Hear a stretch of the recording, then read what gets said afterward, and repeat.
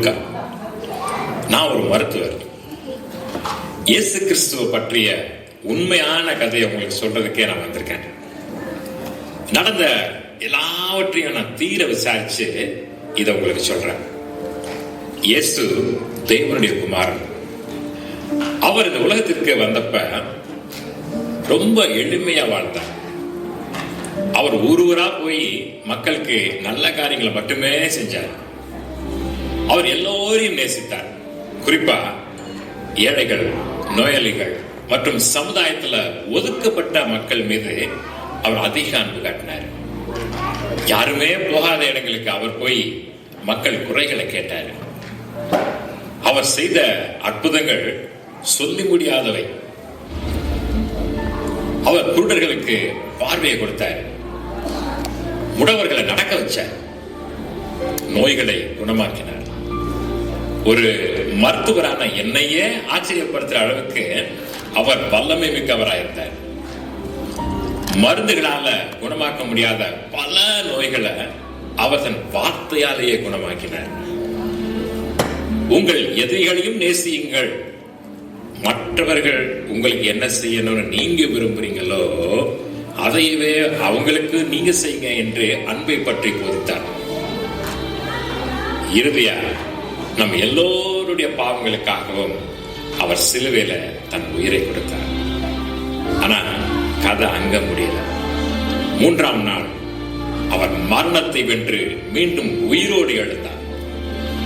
அவரை பலரும் தங்களுடைய கண்களால பார்த்தாங்க. இயேசுவே உலகத்தின் மீட்பர். நீங்க இந்த உண்மையை உறுதியா அறிந்து கொள்ள வேண்டும் என்பதற்காகவே நான் இதை உங்களுக்கு சொல்கிறேன்.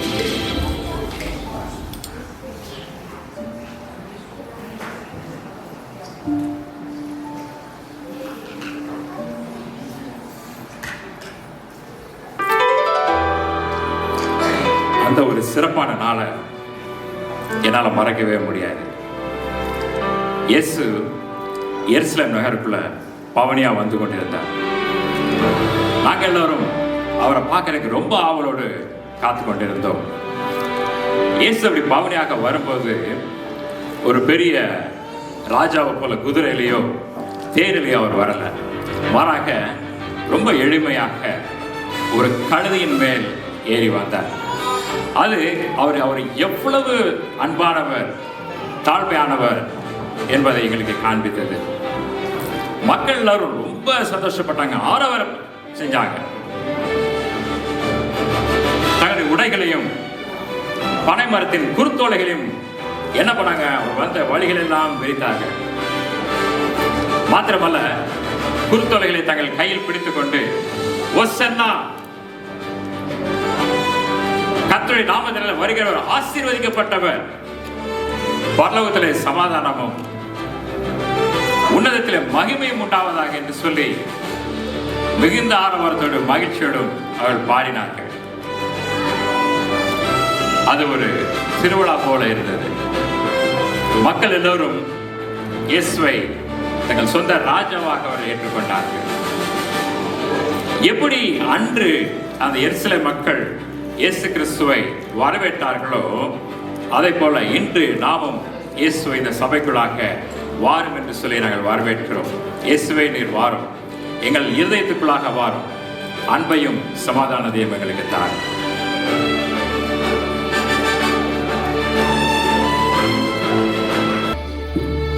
எல்லாரும் என்ன கவனிங்க. அதோ மேடையில் அந்த மூலையில உட்கார்ந்துருக்காங்கல்ல, அவங்கள பாருங்க. அவங்க பெரிய அறிஞர்களோ பணக்காரர்களோ இல்லை.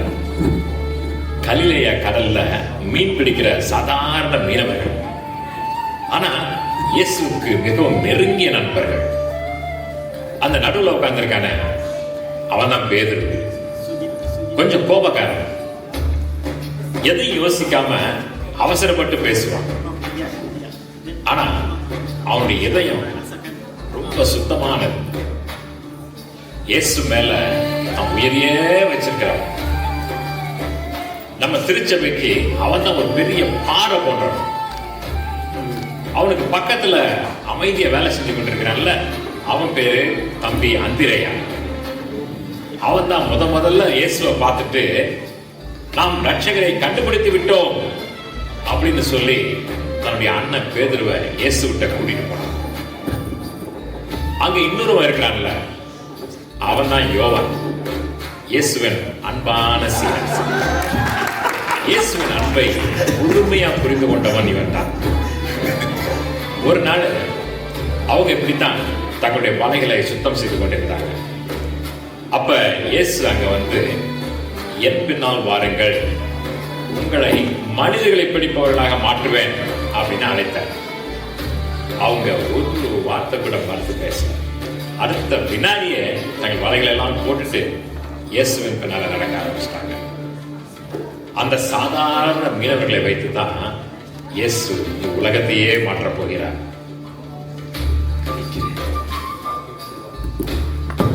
என்ன மீன் பிடிக்கலாம் இன்னைக்கு?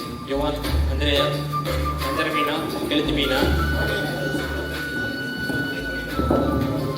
அட யோவான், நீ தான் நல்ல கவிதை ஒன்று சொல்லுவல்ல, கவிதை ஒன்று சொல்லி பார்ப்போம், கேட்டுக்கிட்டே நம்ம மீன் பிடிக்க போகலாம். பரவாயில்ல, படிச்சுட்டா போயிட்டு.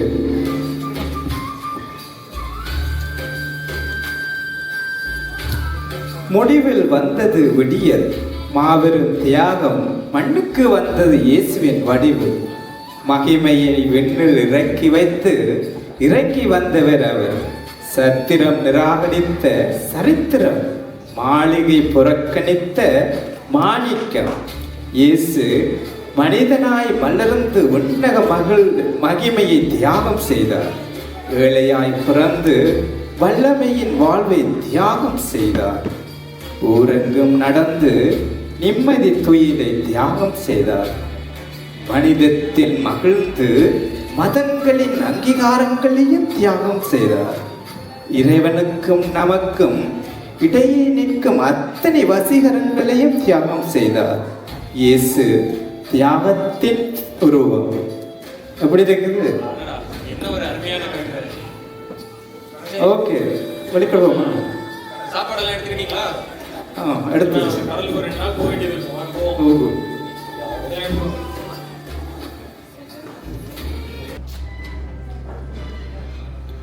எல்லாமே தலைகளாக மாறிடுச்சு.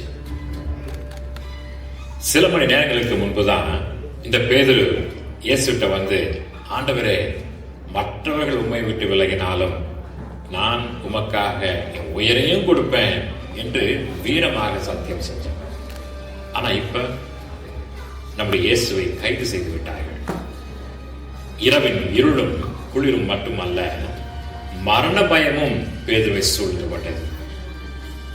அவன் தூரத்திலிருந்து இயேசுவை பின்தொடர்ந்து வந்து பிரதான ஆசாரியரின் வீட்டு முற்றத்துக்கு வந்து அங்க நெருப்புக்கு பக்கத்துல பயத்தோடு உட்கார்ந்துருக்கான்.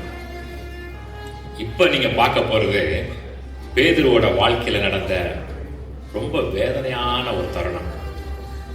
தனக்கு மரண தண்டனை கிடைச்சிடுமோ அப்படின்ற பயத்துல தன்னுடைய அன்பான குருவை, அவர் யாருமே எனக்கு தெரியாதுன்னு சொல்லி 3 முறை பொய் சொல்ல போறான். இன்று சேவல் கூவுவதற்கு முன்னே நீ என்னை 3 முறை மறுதலிப்பாய் என்று இயேசு முன்னாடியே அவன்கிட்ட சொல்லியிருந்தார். அதுதான் இப்ப நடக்க போகுது. நாம எவ்வளவுதான் பலசாலிகள் இருந்தாலும் சோதனையான நேரங்கள்ல மனிதர்கள் எவ்வளவு பலவீனமானவர்கள் அப்படிங்கிறத இந்த காட்சி நமக்கு உணர்த்த போகுது. இப்ப நடப்பவற்றை கவனமாக பாருங்கள்.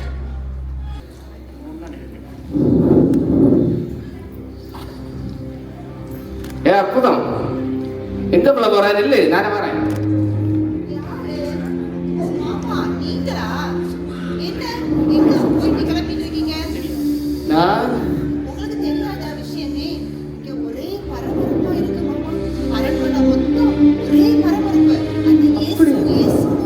ஆமா, விசாரணை பண்ணிட்டு இருக்காங்க.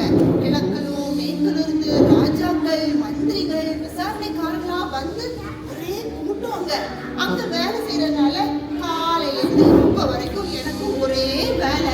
அதான் ஒரு 10 நிமிஷம் வீடு வரை போயிட்டு வந்துடலாம் போயிட்டு இருக்கேன். அப்படியா? என்ன சொல்லாடா, எனக்கு அதனாலதான் வேலையை வேணும், நிறைய வேலை.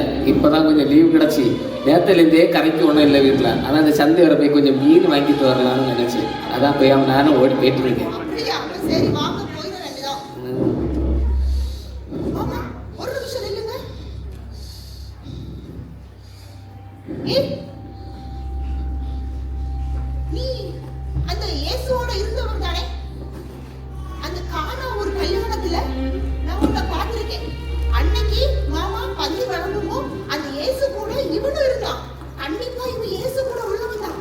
அட என்னம்மா பேசிட்டு இருக்க?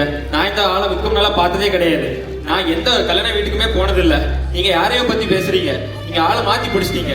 நான் அவர் கிடையாதுமா. ஏய், நீ அந்த கலிலேயக்காரன் தானே? உன் பேர் சீமன் பேதுரு தானே?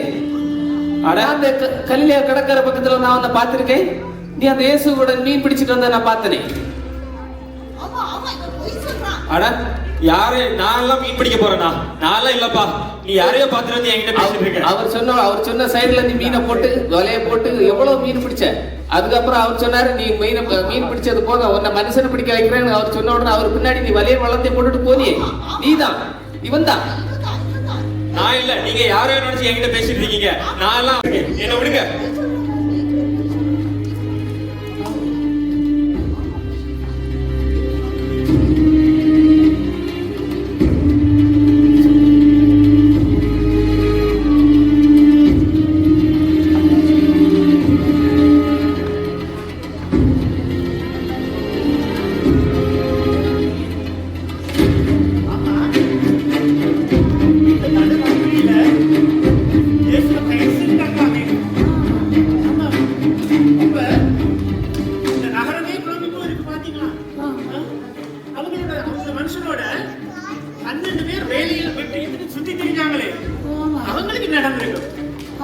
ஒளிச்சிருப்பாங்க. ஆமா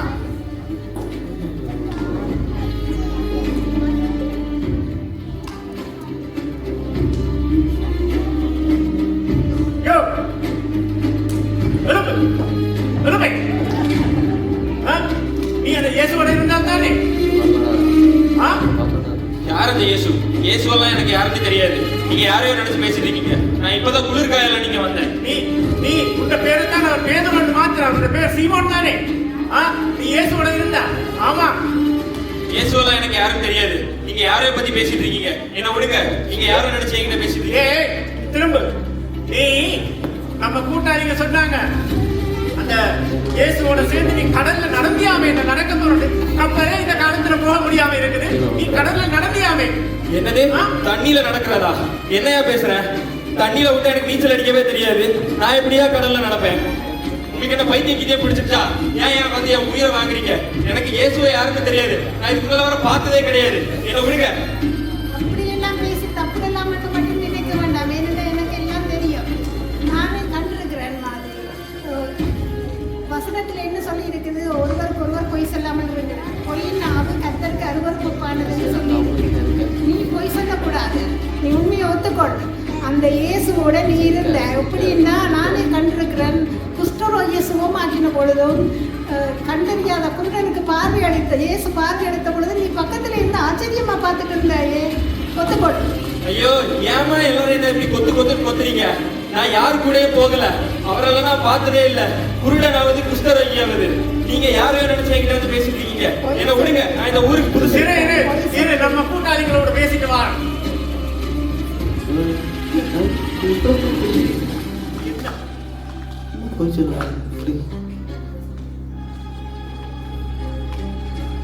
நீ என்னதான் பொய் சொன்னாலும் நீ அந்த சீமோன் பேதுரு தான். எனக்கு நல்லா தெரியும். நீ பொய் சொல்லாத. நீ என்ன பொய்யே சொல்லாத. நீ நல்லா யோசித்து பாரு. நீ ஏன் இப்படி பொய் சொல்லன்னு எனக்கு தெரியவே இல்லை. என்னப்பா நீங்க?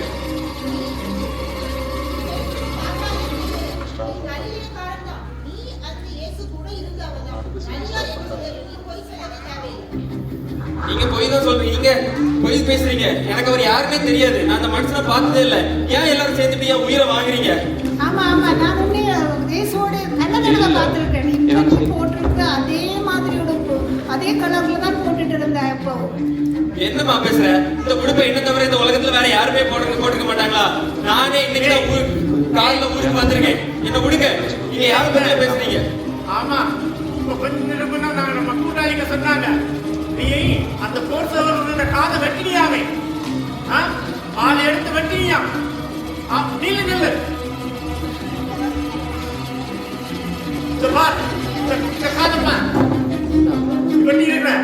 நான் யார் காதையை வெட்டலையா? நான் சத்தியமா சொல்றேன். சாப விட்டு சொல்றேன். இந்த மனுஷன் எல்லாம் என் வாழ்க்கையில நான் பார்த்ததே கிடையாது. அந்த மனுஷன் யாருன்னு எனக்கு தெரியாது. நீங்க எல்லாம் சொல்லிட்டு இருக்கீங்க இயேசு பத்தி. ஏன் என்ன இப்படி எல்லாரும் உயிரை வாங்குறீங்க? என்ன விடுங்க. எனக்கு அவருக்கு சம்பந்தமே கிடையாது. நான் போறேன். பயப்படாதே, நீ வெட்டின காது என் மேல் தலை பத்திரமா தான் இருக்கு. ஆனா அன்றைக்கு நைட்டு நீ தான் என் மேல் கத்தி வைக்கிற அந்த முகம் நீதான், அது மட்டும் எனக்கு நல்லா தெரியும்.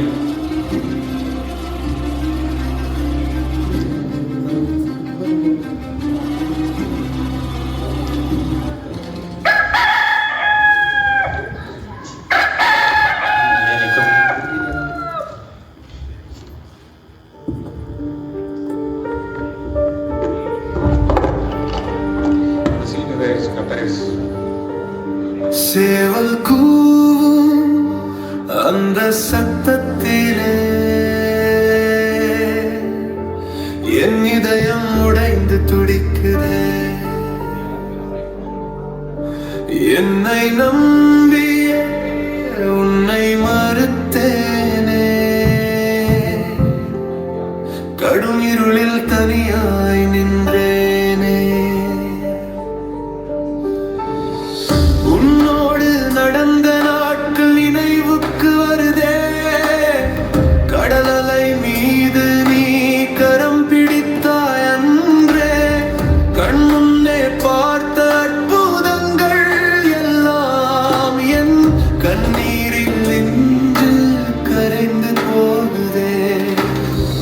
உயிரையும் தருவேன் என்று நான் சொன்னேன், ஆனால் ஒரு நொடியில் அச்சத்தில் வீழ்ந்தேன்.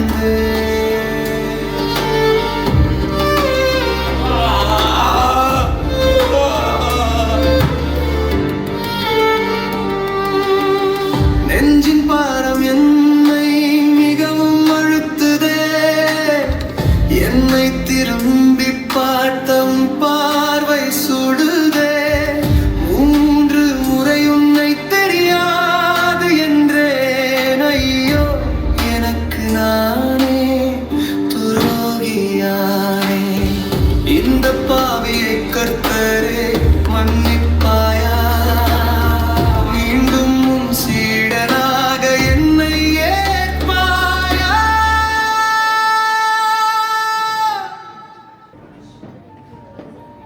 அந்த கண்ணீரை பார்த்தீங்களா? சேவல் கூவியான சத்தம் பேதுருவோட இதயத்தை சுக்குனரா உடைச்சிருச்சு.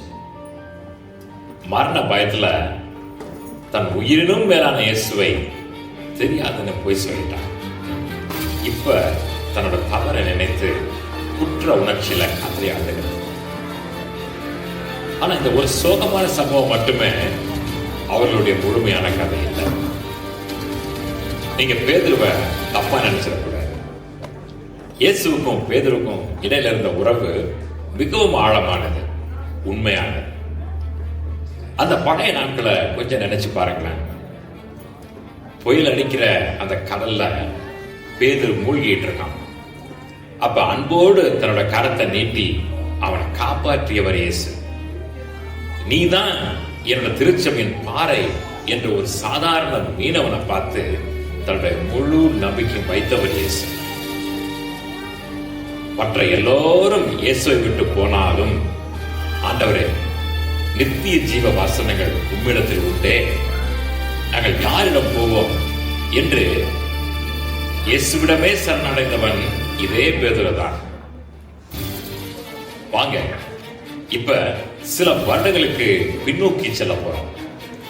அந்த அழகிய நாட்களை நினைச்சு பார்ப்போம். அவங்க 2 பேருக்கு நடுவில் இருந்த அந்த உண்மையான அன்பையும் நட்பையும் இப்போது பார்ப்போம். ஏலே அலசா, ஏலை அலசா.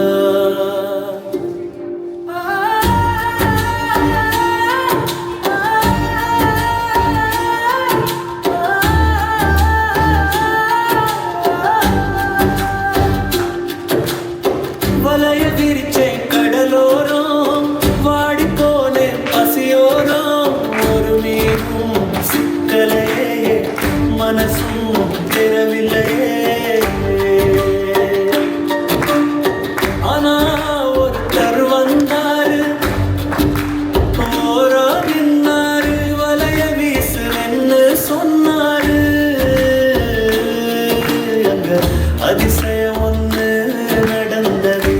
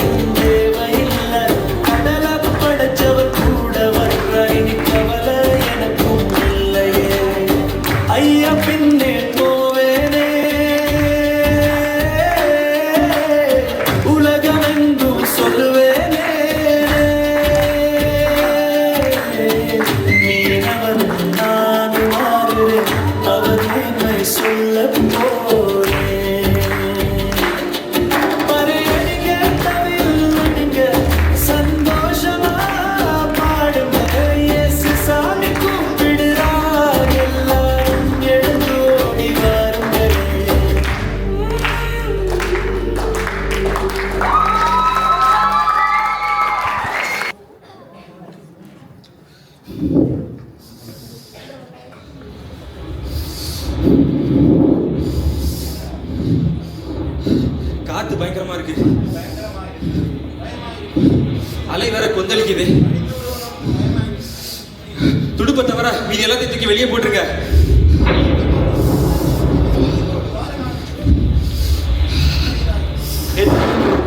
இப்படியா இருக்குது? ஐயோ, பயமா இருக்கு.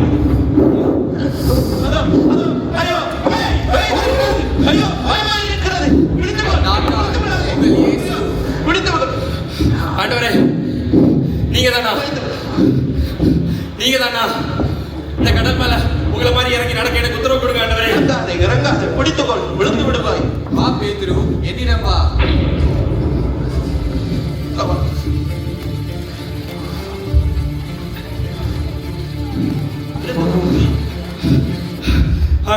ஆண்டவரே, இது என்ன அற்புதம், அதிசயமா இருக்கு ஆண்டவரே.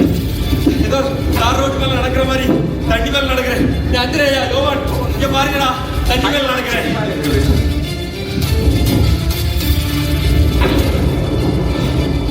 ஆண்டவரே, ரட்சியும். அற்ப விசுவாசியே, என்ன ஆகிவிட்டது? நல்லா தானே நடந்து வந்தாய், ஏன் விழுந்தாய்? என்ன மனுஷனுங்க ஆண்டவரே, இந்த கடலை இந்த காத்தெல்லாம் பார்த்து நான் கொஞ்சம் அவிசுவாசப்பட்டேன். என்ன மன்னிச்சிருங்க. நன்றி போதகரே, உங்களை காத்ததற்கு நன்றி. உமக்கு நன்றி.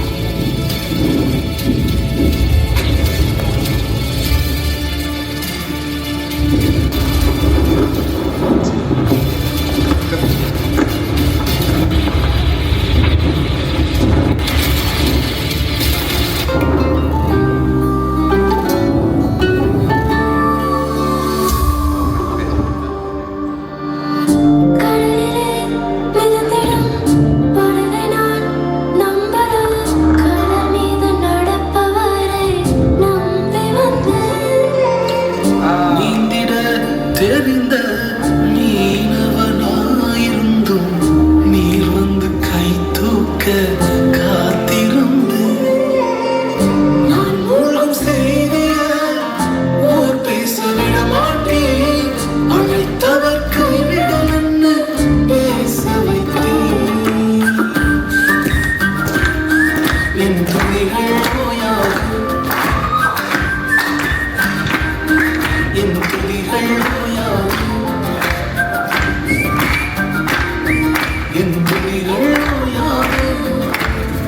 கைவிடத் தெரியாதவரை விட்டு ஓட முடியாது. உம்மை விட்டால் நம்புவதற்கு வேற யாரும் கிடையாது. கைவிடத் தெரியாதவரை விட்டு ஓட முடியாது.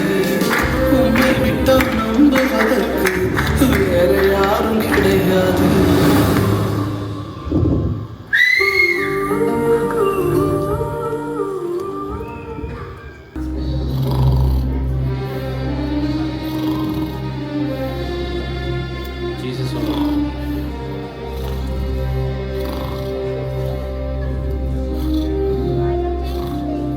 ஆந்திரேவே, பேதுருவே, எழுந்திருங்கள்.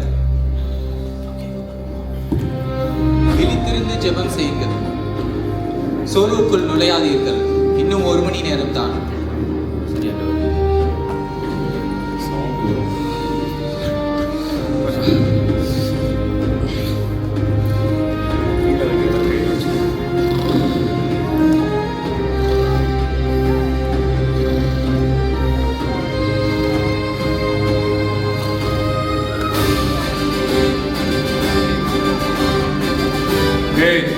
எங்கடா அந்த இயேசு? பிடிக்கிறாங்க, தப்ப விடாதீங்க, சங்கிலியை போடுங்க அவனுக்கு. நீங்க தேடுகின்ற இயேசு நான் தான். உங்களுக்கு என்ன வேண்டும்? நீதான் அந்த பெரிய ஆளா? இழுத்துட்டு வாங்கடா இவனை. யார் மேலடா கைய வைக்கிறா? ஐயோ பேதுருவே, நிறுத்து. கத்தியால் எடுத்தவன் கத்தியாலே சாவான் என்று தெரியாதா? அதை உள்ளே வை. என் பிதா எனக்கு வைத்ததை நான் செய்ய வேண்டாமா? அமைதியாக இரு. நான் உங்களிடம் செல்ல தயார்.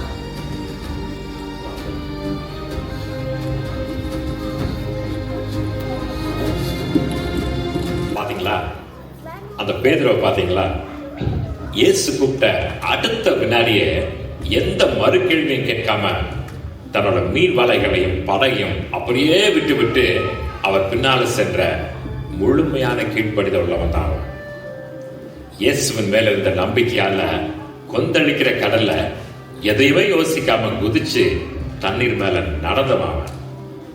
ஏன் சில மணி நேரங்களுக்கு முன்பு தன்னோட குருவை கைது செய்ய வந்த அந்த ரோம போர் வீரர்களை தனி ஆளா எதிர்த்து நின்று கத்தி எடுத்து சண்டையிட்ட தைரியசாலி அவன். இயேசுக்காக எது வேண்டுமானாலும் செய்ய துணிந்தவன். ஆனா அந்த மரண பயம் இருக்க அவனை என்ன பாடுபடுத்திருச்சு தெரியுமா? உலகத்தையே எதிர்த்து நின்றவன் ஒரு சின்ன வேலைக்கார பெண்கிட்ட போய் பயத்தினால அவன் யாருமே எனக்கு தெரியாது என்று தன்னுடைய ஆசானை மறுதளித்து விட்டான். தான் செஞ்ச மாபெரும் தவற நினைச்சு இப்ப அந்த இருட்டுல தனியா உட்கார்ந்து ரத்த கண்ணீர் வடிச்சுட்டு இருக்கான்.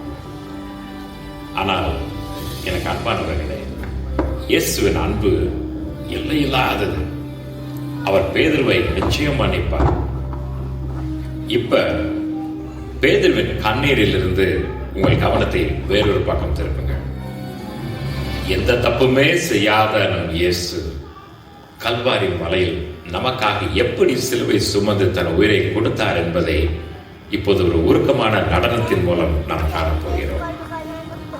அன்று கல்வாரியில் அவர் நமக்காக சிந்திய அந்த பரிசுத்த ரத்தத்தால் இன்று நாம் அனைவரும் முழுமையாக மூடப்பட்டிருக்கிறோம்.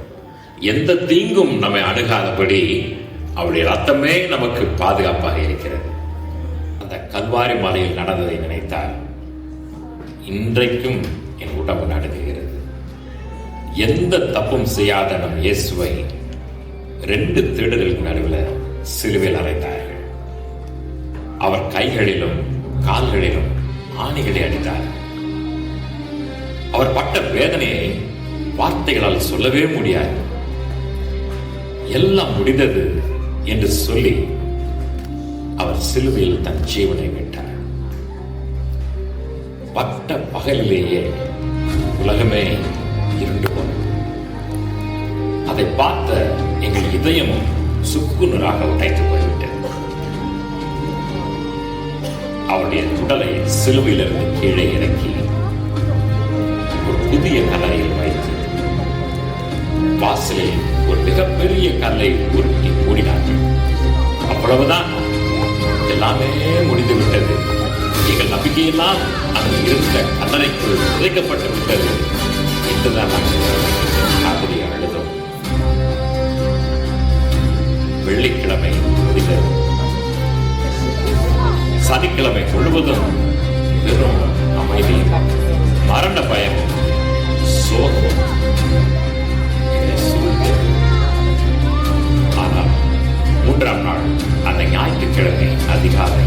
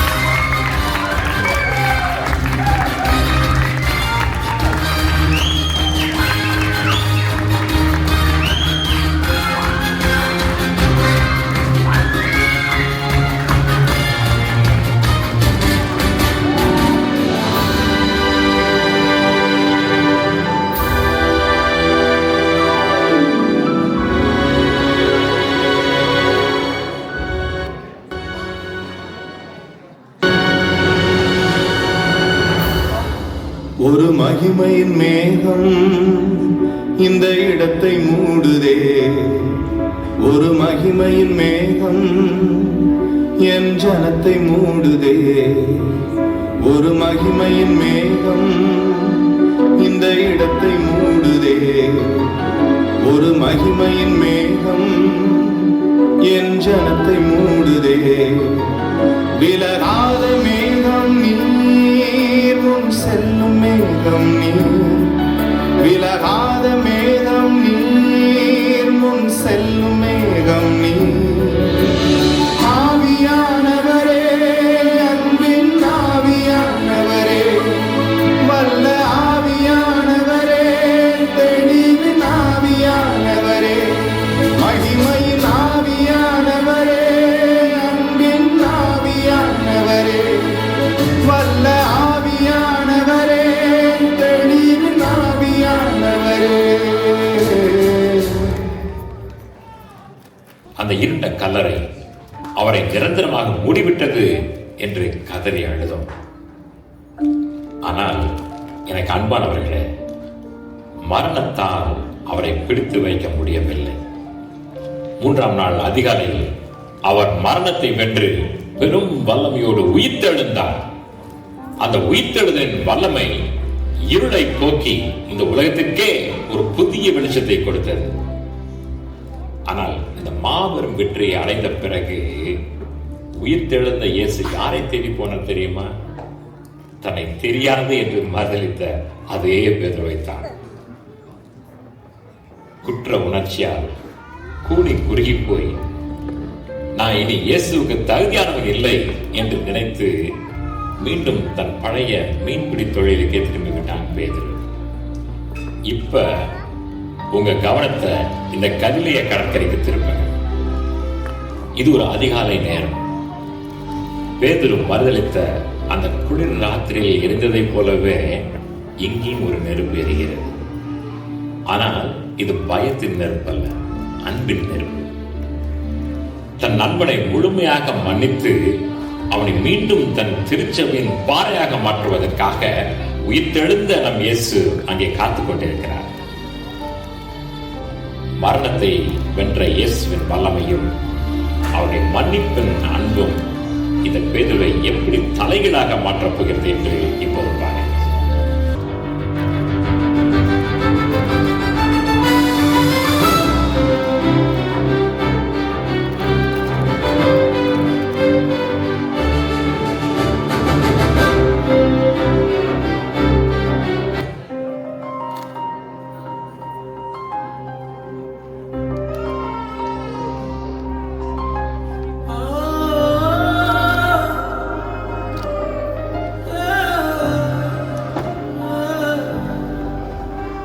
அந்த இரவு நெருப்பு தீக்குள் கைகள் சூடாய் உள்ளம் குளிர். நீயும் அவனோட என்ற குரல் நாவில் முட்கள் அச்சம் தள்ள. முதல் முறையில் பார்வை தப்பி போச்சு, இரண்டாவது வார்த்தை தள்ளி போச்சு, 3 முறை சத்தம் கைதட்டினது, கோழி கூவ நெஞ்சு சிதைந்தது. நான் உன்னை தெரியேன் என்ற நாளும், நான் உன்னை தெரியும் என்ற பார்வையில் கண்ணீர் விழுந்த இடம்தான் பாதை. கண்களால் சொல்லாத வாக்கு காத்தை நீ ஒதுக்கினாலும் நான் உன்னை கைவிடலை என்ற காதல் பாதை.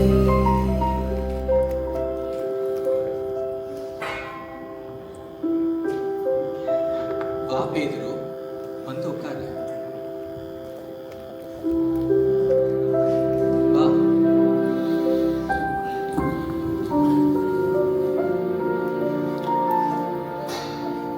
எப்படி இருக்க பேதுரு? நான் எப்படி இருக்கிறேன்றது உங்களுக்கு தான் தெரியும் ஆண்டவரே. எனக்கு புரிகிறது. இந்தா, சாப்பிடு.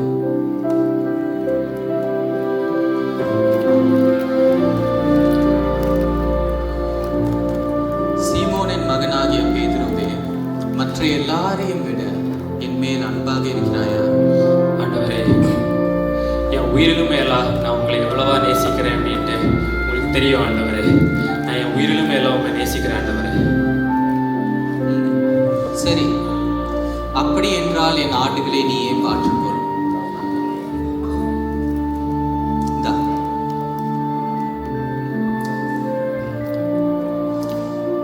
மறுபடியும் கேட்கிறேன், சீமோனின் மகனாகிய பேதுருவே, மற்ற எல்லாரையும் விட நீ என் மேல் அன்பாக இருக்கிறாயா? ஆண்டவரே, நான் ஏதோ சில வேளை ஒன்று ரெண்டு தப்பு நான் பண்ணியிருக்கலாம் ஆண்டவரே. ஆனால் அதுக்காக நான் உங்களை நேசிக்கலைன்னு அர்த்தம் இல்லை ஆண்டவரே. நான் எவ்வளவு உங்களை நேசிக்கிறேன் அப்படின்ட்டு உங்களுக்கு ரொம்ப நல்லாவே தெரியும் ஆண்டவரே. நான் உண்மையாக உங்களை நேசிக்கிறேன் ஆண்டவரே. சரி, அப்படி என்றால் நீ என் ஆட்டுக்குட்டிகளை நீயே பாற்றுக்கொள். கிளம்பலாமா? ஒரு நிமிடம். பேதுருவே, மற்ற எல்லாரையும் விட நீ என் மேல் அன்பாக இருக்கிறாயா? ஆண்டவரே, நான் உங்கள் மேலே எவ்வளோ அன்பாக இருக்கிறேன் அப்படின்றது உங்களுக்கு மட்டும்தான் ஆண்டவரே தெரியும். என் இருதயத்தை நல்லா தெரிஞ்சது நீங்கள் தான்ப்பா. நான் ஏதோ சில டைம் தப்பு பண்ணியிருக்கிறேன் ஆண்டவரே. உங்களை 3 தடவை மறுதளிச்சது உண்மைதான் ஆண்டவரே. ஆனால் நான் என் உயிரிலும் மேலே உங்களை நான் நேசிக்கிறேன் ஆண்டவரே. என்னை ஏற்றுக்கொள்ளுங்க ஆண்டவரே. என்னை மன்னிச்சிருங்க ஆண்டவரே. என்னை மன்னிச்சிருங்க. எழுந்து வா பேதுரு, எழுந்து வா, எழுந்து வா. நீ இதற்கு மேல் ஒரு பயந்து ஓடுகிற மீனவன் அல்ல. என் சபை நிற்கும் பாறை. என் ஆட்டுக்குட்டிகளை எல்லாம் நீயே வழி நடத்து. நன்றி ஆண்டவரே. வா.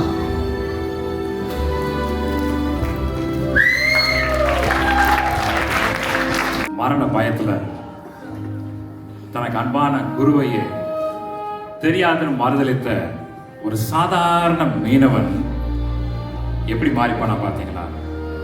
திருச்செவின் கற்பறையாக மாறி போனான். ஒரு சாதாரண மீனவன் ஒரு வலிமை மிகுந்த ஆளுமையாக மாறி போனான்.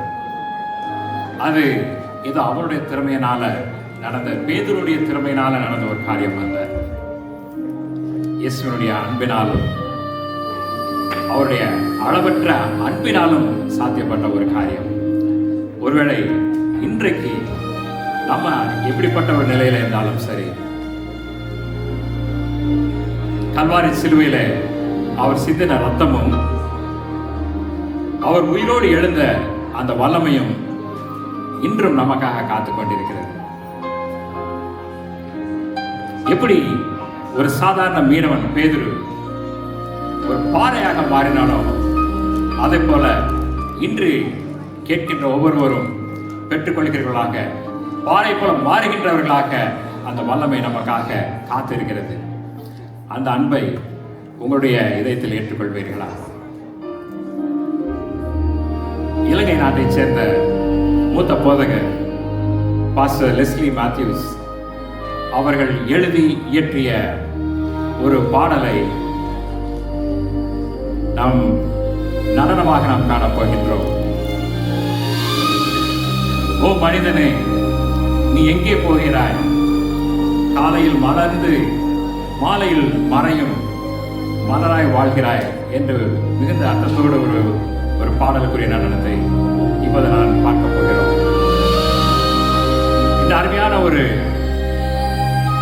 படைப்பையும் இந்த ஒரு நற்செய்தியும் உங்களுக்கு வழங்கியதில் மருத்துவரான டாக்டர் லூகாவாகிய நான் மிகவும் சந்தோஷப்படுகின்றேன். தேவனுக்கே எல்லா கனமும் மகிமையும் உண்டாவதாக. ஆமென். நன்றி, வணக்கம். இப்பொழுது இந்த நடனத்தை பாருங்கள். எல்லாருக்கும் எவ்வளவு பிடிச்சிருந்துச்சு? எல்லாரும் ஒரு கை தட்டி இன்னைக்கு பாடின நடமாடின எல்லாமே நம்ம வாழ்க்கை. Thank you everyone. Levon Photography.